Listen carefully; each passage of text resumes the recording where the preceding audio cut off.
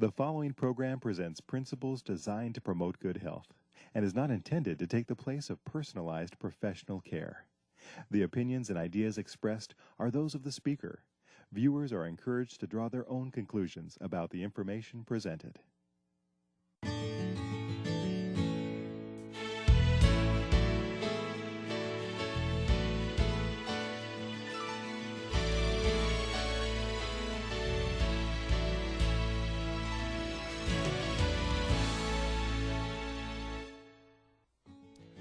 Welcome to Wonderfully Made.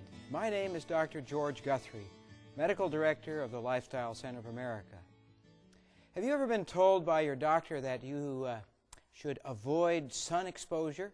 Do you know too much sun can actually cause, of course, sunburn, which is uncomfortable, but often lead to skin cancer as well. On the other hand, you need some sun exposure to be healthy. We're here to talk about it today on Wonderfully Made. Joining me is Dr. Tim Arnott. Hi, George. Good to be here. Yeah, good to be here, Tim. Well, so there's this argument, too much sun, too little sun. I'm sure everybody's heard how important it is to stay out of the sun, but what benefits might the sun have to us? Well, George, it's very interesting that sunlight actually can help you lower your risk of a number of diseases. In fact, are you aware that sun exposure could actually lower your risk of developing high blood pressure? And that can help you lower your risk of coronary artery disease and perhaps even lower your risk of a stroke.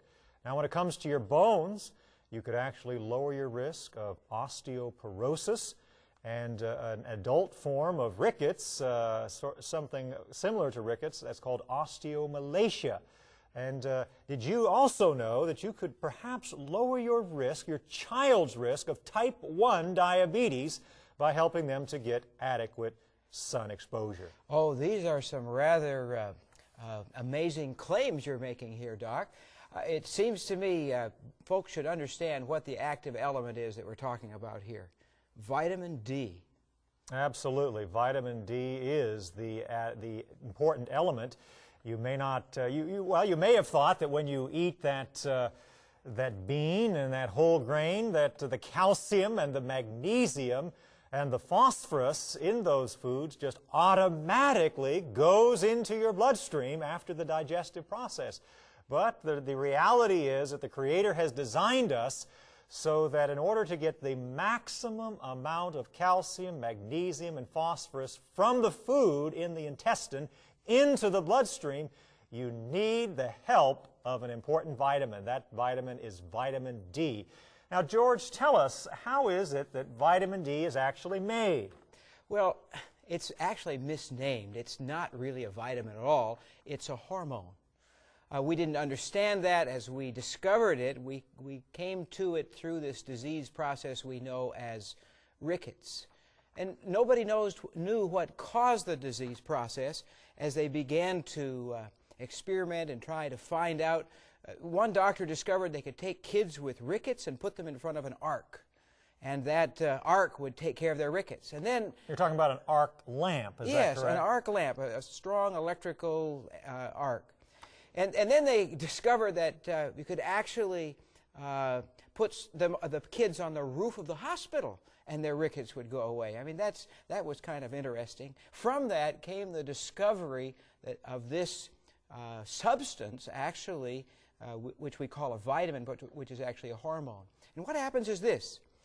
Cholesterol in our bodies, in the skin, it goes through a little preparation process, and then sunlight comes and hits that cholesterol in the skin, and in hitting it, breaks one of its rings and turns it into what we understand to be vitamin D. It's actually a pre-vitamin D first, which can be stored in the skin and then released into the bloodstream as our body needs it to manage calcium, magnesium, and some other things. Absolutely. And so vitamin D is so very important. And the other thing to keep in mind is if you have kidney disease, if you have diabetes and your kidneys have been injured, or perhaps you've had long-standing high blood pressure and your kidneys have been injured from that, you may not be turning vitamin D, pre-vitamin D, into the active form of vitamin D. And so it's even more important for those individuals to make sure that they have all the vitamin D that they need. And the other thing that's important is if you have extra dark skin and extra protection in the skin from the sun, those individuals especially need to listen to this program because not uncommonly, George, those individuals who have darker skin pigment are especially at risk of having low vitamin D levels. And they could have higher blood pressure, actually higher risk of cancer, higher risk of osteoporosis, and higher risk of these autoimmune diseases, type 1 diabetes, lupus, and even rheumatoid arthritis. In the recent NHANES data, there is, that's the national collection of data that occurs on a regular basis in this country.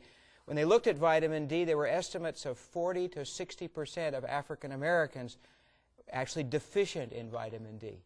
And once I say that, we really should point out that if you're going to measure this in your blood to see if you have adequate amounts, that which should be measured is called 25-hydroxy vitamin D. Chances are your doctor hasn't thought of it. It would be good for you to write it down. So we'll mention it again towards the end of the program, but just to let you know, 25-hydroxy vitamin D is the important one. It's actually made from the vitamin D that comes from the skin. It goes to the liver, is turned into the 25-hydroxy, and then, as you pointed out, Tim, the kidney changes it to its most active form, the 1,25-dihydroxy vitamin D. Folks don't need to remember that. Now, George, what they do need to remember, and what Dr. Michael Hollick at Boston University, an expert in vitamin D physiology, recommends is that we have our vitamin D level checked every year, just like you might check a cholesterol level. And as George mentioned earlier, that's the 25-hydroxy form of vitamin D. So really all you need to remember is the number 25 and vitamin D, and your doctor should be able to take it from there once a year. Now, just a word on where we might want that vitamin D level to be when it is checked, because frankly, George, the last time I had it checked on one of my patients, I saw that if they were 7 with their level, they would be in the normal range. Is that really true?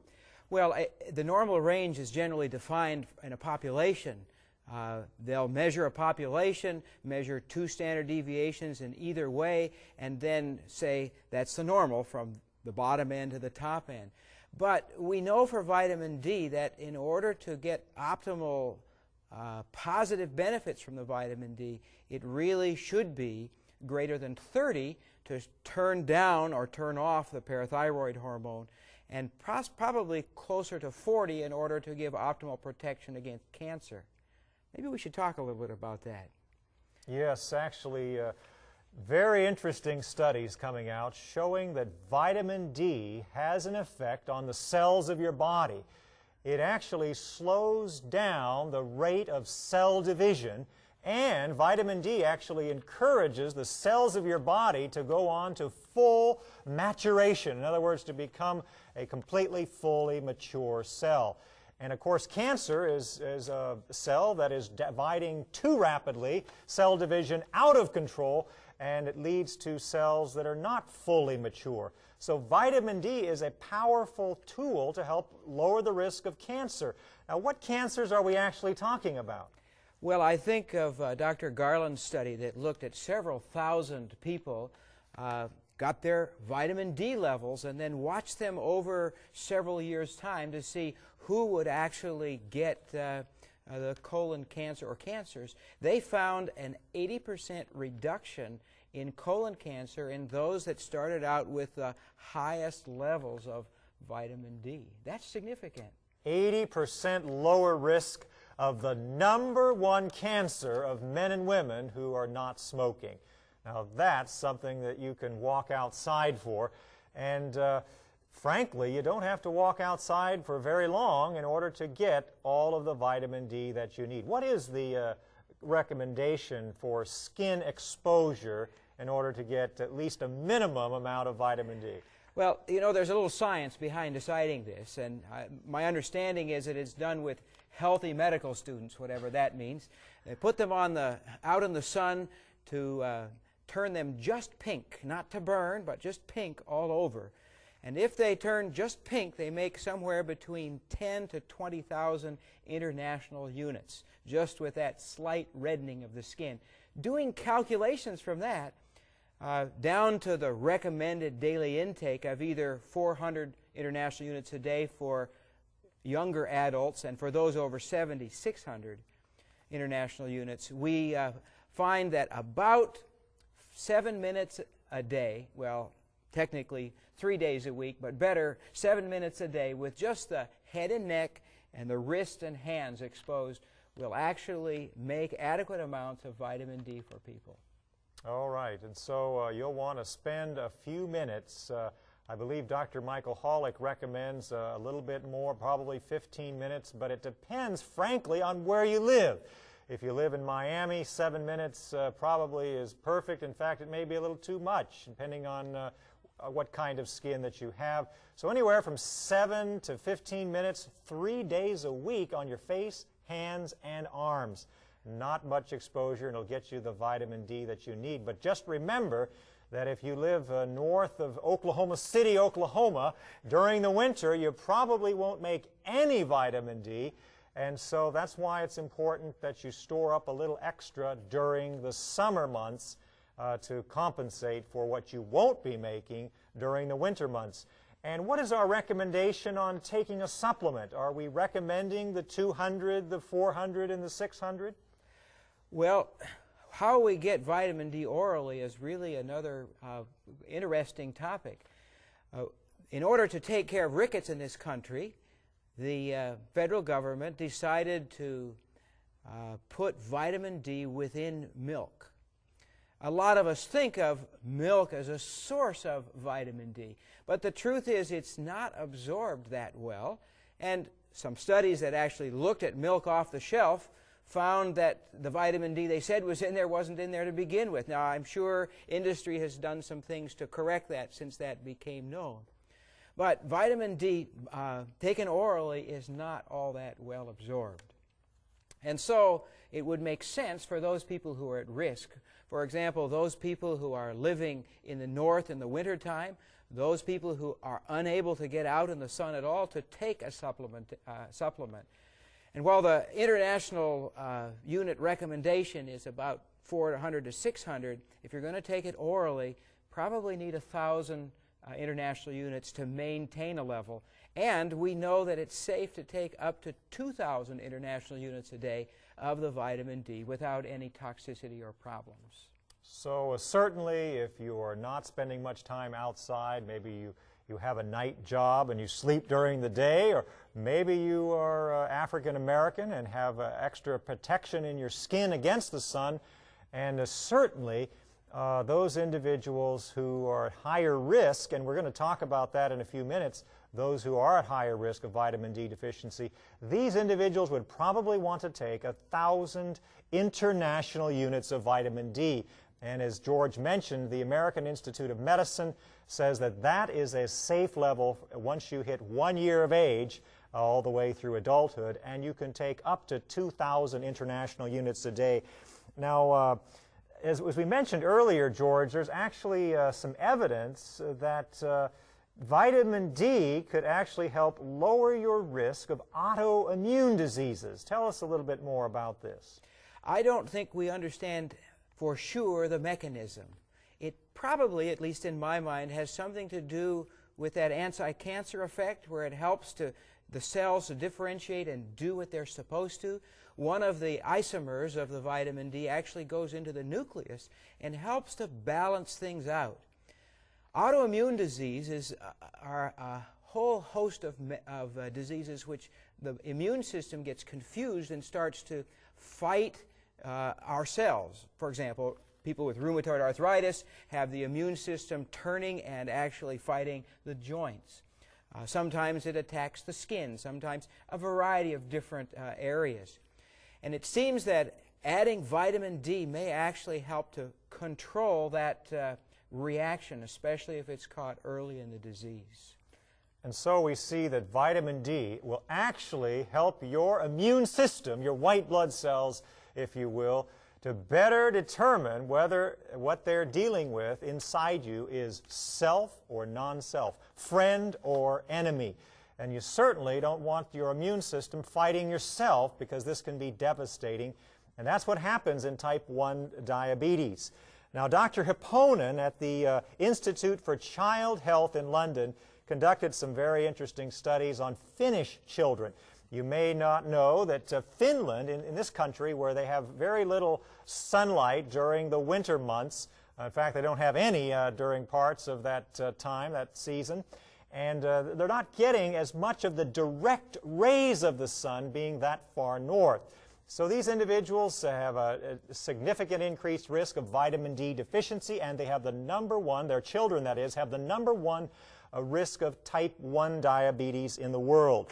And what they did was to put these children, half of them, on vitamin D, and another group was just put on a placebo. And what they were able to show was that individuals, children in Finland who took vitamin D, were at 88% lower risk of type 1 diabetes during the course of that study.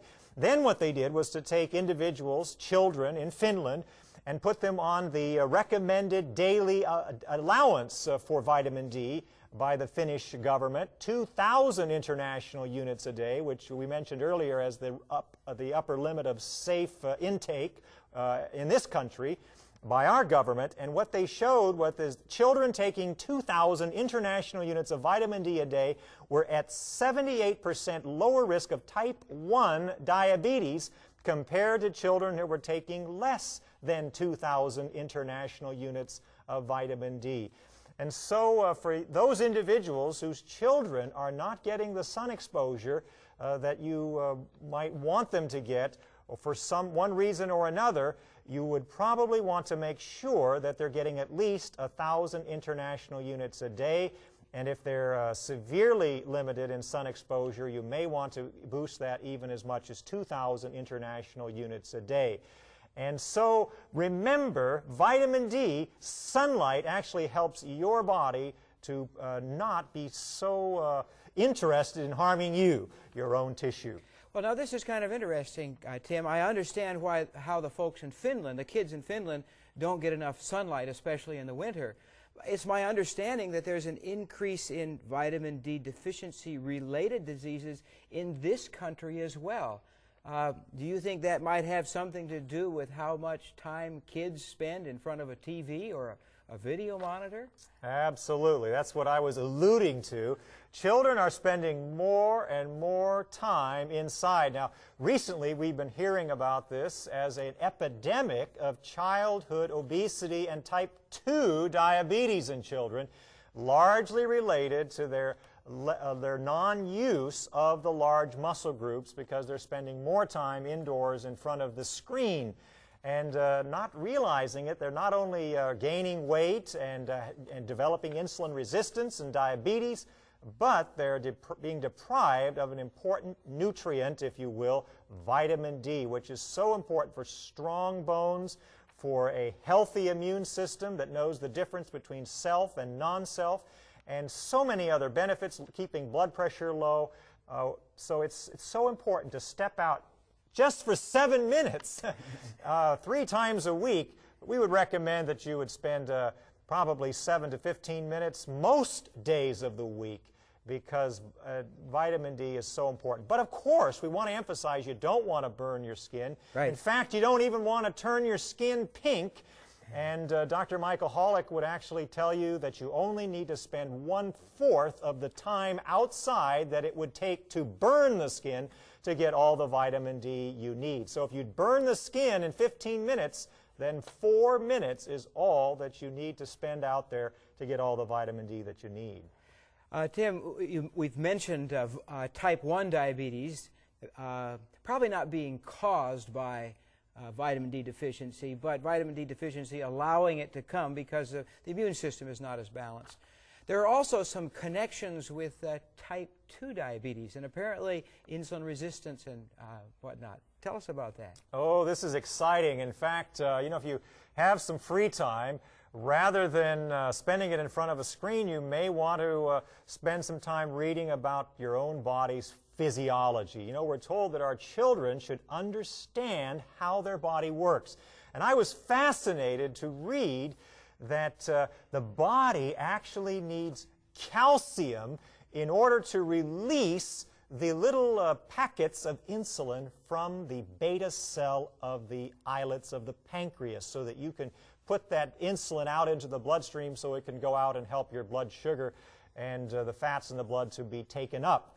And so in order to release insulin from the pancreas, you need a good calcium level. And of course, you won't have a good calcium level unless you step outside and get some sun or take a supplement. And frankly, we're recommending both. At least that's what I usually recommend to my patients. Spend your 7 to 15 minutes daily out in the sunlight and take at least 1,000 international units of vitamin D.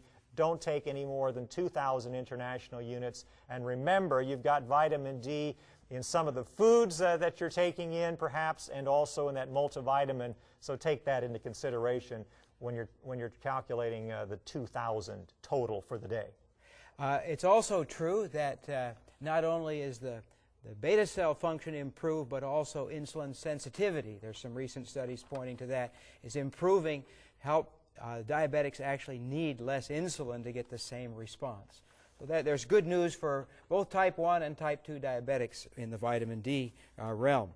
Now, Dr. Chapoy and his colleagues in Lyon, France, reported in the New England Journal of Medicine a very interesting benefit of vitamin D and calcium for women who are at high risk of a hip fracture. These women were actually average age 78 to 90. Now, they were healthy, but you know, when you get to that age, your bones are typically have lost a fair amount of calcium, and you're at higher risk of a fracture. And so what they did was they took half of these individuals, these women, and they put them on a double placebo. The other half of the women were actually put on 1,200 milligrams of elemental calcium and 800 international units of vitamin D. And then they followed these women and found that those who were taking the calcium and the vitamin D were actually at 43% lower risk of a hip fracture 18 months later.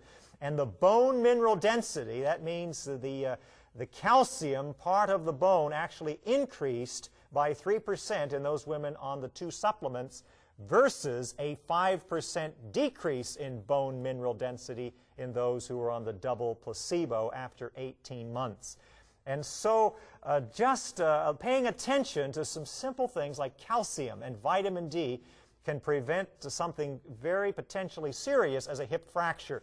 Because after a hip fracture, what often happens is an elderly individual may be put to surgery to do a pinning of that hip. They may develop a pneumonia after the surgery, and that can oftentimes be life-threatening, or it may lead to the rest of life spent in a long-term care facility. And so keeping the bones strong, very, very important benefit of vitamin D. There are a couple other groups of people that are at risk for having low vitamin D levels. One of those are newborn infants. You know, those that are breastfed do not get any vitamin D in the breast milk. Remember, the cow's milk doesn't have it in it. It had to be added, and it, of course, is added to formulas. There are some doctors who are recommending that when babies come home from the hospital, they actually get a vitamin D shot or some way to get the vitamin D in until they finally get old enough and their parents are able to get them out in the sun so they can get a little bit of vitamin D. At the other extreme of life is this, the elderly group. People who are older have a decrease in the body's ability to make the pre-vitamin D and so are often deficient in it. And these need to be both these groups need to be watched very carefully. There's another group of individuals who would benefit from vitamin D. There was an article published in the Annals in New York State, the Medical Society there. They published a case report of 5 individuals who had severe weakness. These individuals were either wheelchair-bound or they were not able to get off of a bed. They were basically not ambulatory. And they found that these individuals were severely vitamin D deficient. And all that they did was to give them a loading dose of vitamin D, 50,000 international units, once a week for 6 weeks. And all 5 of these chronically ill patients who were unable to walk were able to get up and be ambulatory just after replacing the vitamin D, because the muscles actually need a good calcium level in order to have strength. And so if your vitamin D is rock bottom because you're not getting out in the sunlight, your calcium in the tissue will be low. The muscles will not have the strength that they need. And so if you've been facing some fatigue or some weakness of the muscles, vitamin D may be part of the solution for you. At Lifestyle Center of America, where we both work, for the last almost 2 years, we have been measuring vitamin D levels on people who come for help. Now, this group of people often has a group of illnesses that we focus on as lifestyle diseases: diabetes, heart disease, hypertension, obesity. We have found, depending on how we measure it, up to about 60% of these people have less than optimal levels of vitamin D. That's a significant number of people. Getting that monitored and fixed is an important part of their treatment. Now, vitamin D is a fascinating sort of a subject, if you would.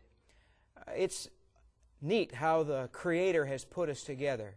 Something as bad, if we can put it that way, as cholesterol, when hit by the sun, and we might, for spiritual lesson, spell that S-O-N, becomes something that's very beneficial and protective.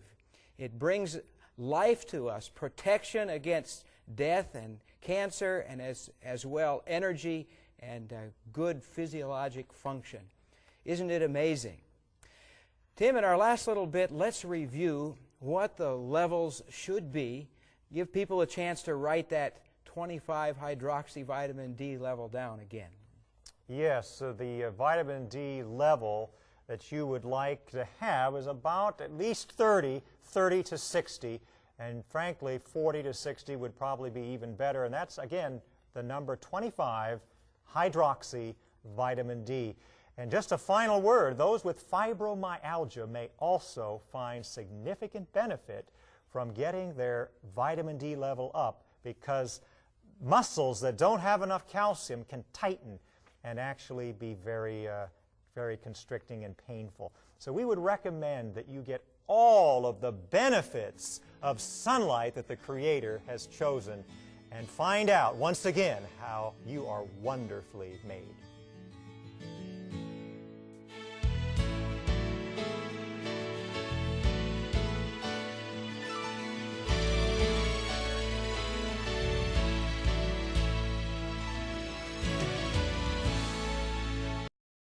The following program presents principles designed to promote good health and is not intended to take the place of personalized professional care. The opinions and ideas expressed are those of the speaker. Viewers are encouraged to draw their own conclusions about the information presented.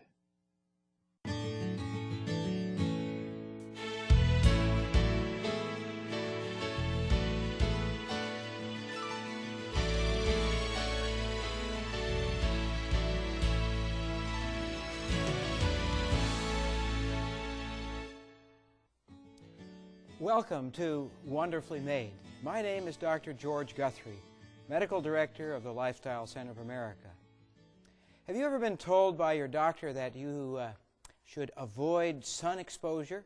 Do you know too much sun can actually cause, of course, sunburn, which is uncomfortable, but often lead to skin cancer as well. On the other hand, you need some sun exposure to be healthy. We're here to talk about it today on Wonderfully Made. Exposure could actually lower your risk of developing high blood pressure, and that can help you lower your risk of coronary artery disease and perhaps even lower your risk of a stroke. Now, when it comes to your bones, you could actually lower your risk of osteoporosis and an adult form of rickets, something similar to rickets, that's called osteomalacia. And did you also know that you could perhaps lower your risk, your child's risk of type 1 diabetes by helping them to get adequate sun exposure? Oh, these are some rather amazing claims you're making here, Doc. It seems to me folks should understand what the active element is that we're talking about here. Vitamin D. Absolutely. Vitamin D is the important element. You may not, you may have thought that when you eat that bean and that whole grain, that the calcium and the magnesium and the phosphorus in those foods just automatically goes into your bloodstream after the digestive process. Joining me is Dr. Tim Arnott. George, good to be here. Yeah, good to be here, Tim. Well, so there's this argument, too much sun, too little sun. I'm sure everybody's heard how important it is to stay out of the sun, but what benefits might the sun have to us? Well, George, it's very interesting that sunlight actually can help you lower your risk of a number of diseases. In fact, are you aware that sun